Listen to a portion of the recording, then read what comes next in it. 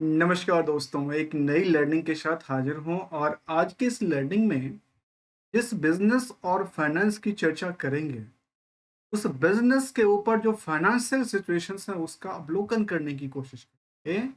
जो आखिर जो कंपनी को लेकर के मार्केट में इतनी बड़ी हलचल होती है, हलचल नजर आती है, क्या उनकी हकीकत क्या है और उसके पीछे की कुछ हिस्टोरिकल ग्राउंड्स को भी समझने की कोशिश करेंगे।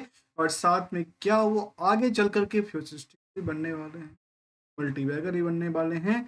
तो कंपनी का कामकाज जो है वो एजुकेशन से है, रिसर्च एंड डेवलपमेंट से काम।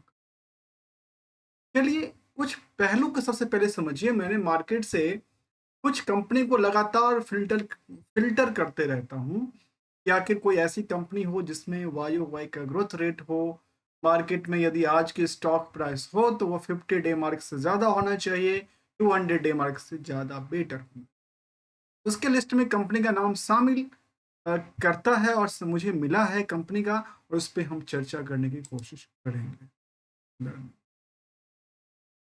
अब कंपनी का यदि जिक्र किया जाए जिसका नाम है एमपीएस, और एमपीएस की बात कर रहे हैं जिसमें एमपीएस कहती है कि ये बी टू बी लीडिंग जो कि लर्निंग एंड प्लेटफॉर्म है, जहाँ पे सॉल्यूशंस कंपनी है, जहाँ पे powering the education in the research and the companies, research and corporate को लेकर के, एंड कहती है जो जिसमें कि ट्रेजेक्टरी की बात किया जाए, कंबाइंड्स इनफैक्ट को लेकर देखा जाए, lower attention spams, rapids growth and the digital consumption वाली चीज को लेकर के डील करती है।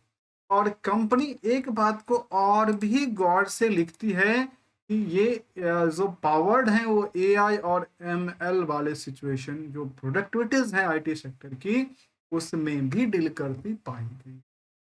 क्यों इस कंपनी को थोड़ा सा और जानने की जरूरत है या नहीं है? चलिए एक झलक और आगे चलते हैं, और सबसे पहले कदम में हम कंपेयर करने की कोशिश करेंगे इनकी पीयर्स कंपनी से। देखिए पीयर्स कंपनी में जहां पे बड़ी दिग्गज कंपनी के तौर पे पीवी फिनटेक, कोफ ओकराविल, कुछ कोफॉय, हेक्सावेयर, कैपिट टेक्नोलॉजी और टाटा एलेक्सी और टाटा टेक्नोलॉजी से बड़ी दिग्गज कंपनी भी मार्केट में अवेलेबल है।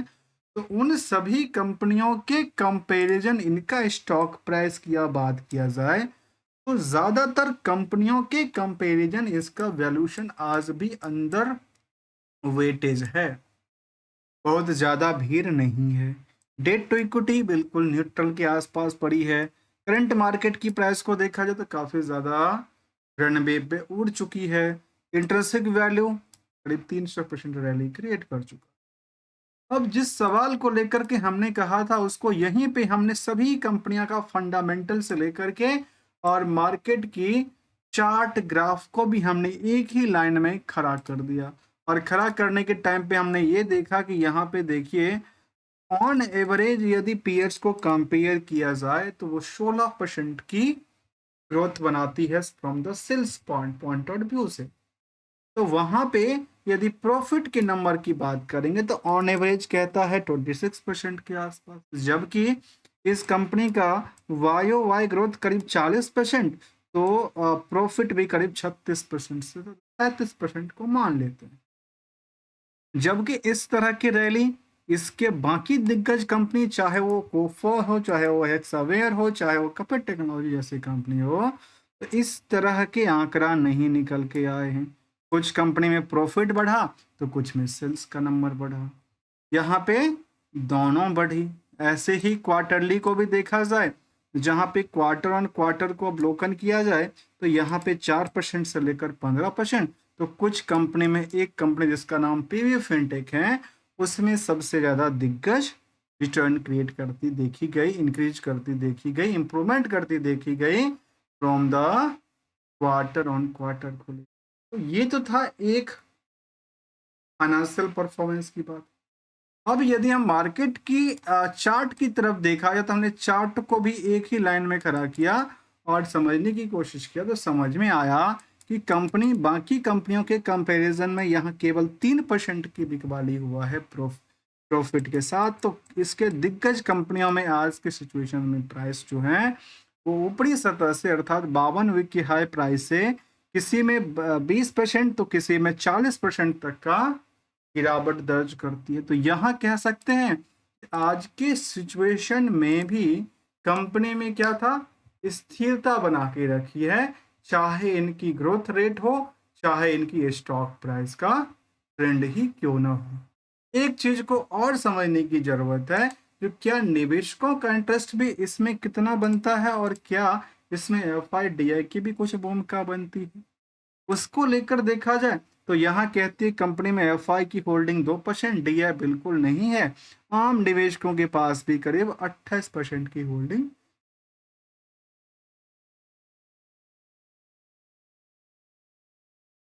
बची है और 18,000 निवेशकों का इंटरेस्ट इस कंपनी से जुड़ा। यदि कंपनी की बात करें एमपीएस लिमिटेड की, तो जो प्राइस थी उसमें जैसे हमने देखा कि मार्केट में अभी 52 की हाई, नियर अबाउट द 52 की हाई प्राइस के आसपास ट्रेड करती देखी गई।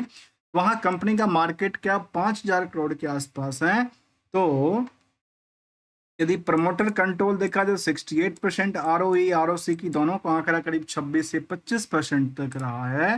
तो यहां तक यदि आप ग्राफ लेवल को देखते हैं तो समझ में आ रही है कि अभी तक तो काफी बेटर कामकाज कर रही है। तो क्या ईयर एंड ईयर बेसिस की कंपाउंडेड डेटा की तरफ चलें, जिसको हम बेसिकली सीजीआर डेटा कहते हैं, क्या वो भी इस तरह की आंकड़ा लेके चलती है या नहीं, उसको जब हमने समझने की कोशिश किया तो निकल के ये आया, जो ईयर एंड ईयर बेसिस के मुताबिक कंपनी सेल्स लगातार स्टेबल है, तो प्रॉफिट का नंबर भी करीब करीब स्थिरता से काम कर रही है। स्टॉक प्राइस जो है 90% तक मार्केट में रैली पे कामकाज करती देखी गई, तो रिटर्न ऑन इक्विटी इनको लगातार बैकअप देती हुई नजर आई। ये इनका एक पहलू था, जहां पे ये कह सकते हैं कि अभी तक के जो हमने डेटा देखा इस कंपनी का, उसमें फंडामेंटली तरीके से कंपनी का कारोबार स्ट्रॉन्ग दिखता है, परफॉर्मेंस स्ट्रॉन्ग दिखता है। मैं कारोबार की बात बिल्कुल नहीं कर। अब कारोबार को लेकर जैसे देखा क्या कि चाहे वो एजुकेशन प्रोवाइड करने वाली सिचुएशन हो, आर&डी की सर्विसेज हो, और आजकल डिजिटल वाले सिचुएशन में भी डील करती है, जिसमें एआई का भी जिक्र उन्होंने किया हुआ है। एक चीज को और हम लोग जानने की कोशिश करते हैं, जो आखिर लेटेस्ट अपडेट भी कुछ निकल के आता तो कहता है बिल्कुल नहीं, इनकम टैक्स का एक ऑर्डर इनके पास आया था, इनकम टैक्स इंटीमेशन ऑर्डर को लेकर उन्होंने जिक्र किया, बाकी कोई ऐसा अपडेट तो फिलहाल नहीं का है। यदि रिस्क और रिवार्ड की एक्सपेक्टेशन को देखते हैं तो comparison to the risk reward जो है काफी ज्यादा पिक पे दिखते हैं। जहां तक चार्ट लेवल का सवाल है, अब आते हैं इसको लेकर के, तो यहाँ पे देखिए जैसे हमने एक अवलोकन करके बताया कि इनका हायर टू हायर प्राइस के आसपास की जगह ही बनी पड़ी है, जबकि बॉटम इसका भी बना पड़ा है, जहां पे काफी दिनों तक कंसोलिडेट होती नजर आई थी एक ही रेंज की प्राइस में। तो यहाँ यदि मार्केट स्थिरता बना पाती है तो शायद बेटर होगा, अदरवाइज जिस हिसाब से पुराना परफॉर्मेंस है उसके मुताबिक यहाँ स्थिरता बनाना थोड़ा सा ये क्या है, रिस्की है। और रिस्की है तो उस टाइम पे क्या किया जा सकता है, तो हम अक्सर एक गोल्डन रूल की चर्चा करते हैं, और यहाँ भी हम चर्चा करने की कोशिश करते हैं।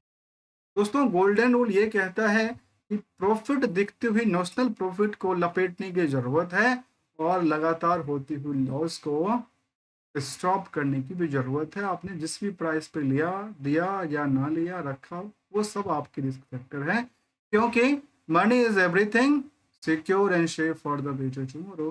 Thanks for the joining. यदि आपको